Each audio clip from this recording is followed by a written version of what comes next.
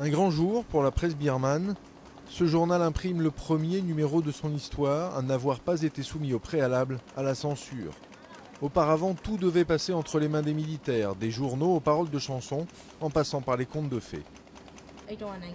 Il y a 5 ans, on ne pouvait pas écrire sur la politique et la démocratie. Aung San Suu Kyi ne faisait pas partie de notre couverture. On ne pouvait pas utiliser l'expression régime militaire. Maintenant, on peut. Le visage de la chef de l'opposition, Aung San Suu Kyi, est aujourd'hui omniprésent. Et une nouvelle loi sur la presse est en discussion.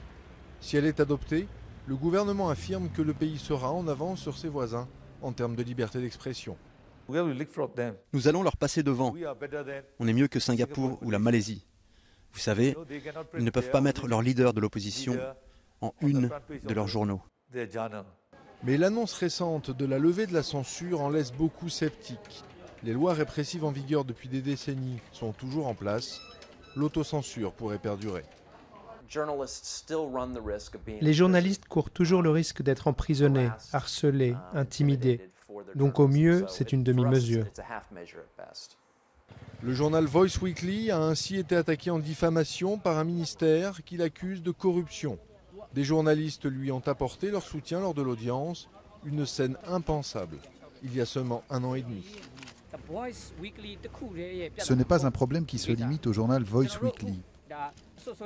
Nous sommes face à une affaire qui menace toute l'industrie des médias. Si chaque jour qui passe semble rapprocher un peu plus le pays de la démocratie, tant que la loi sur la presse n'est pas publiée et jugée acceptable, le combat pour la liberté ne sera pas terminé.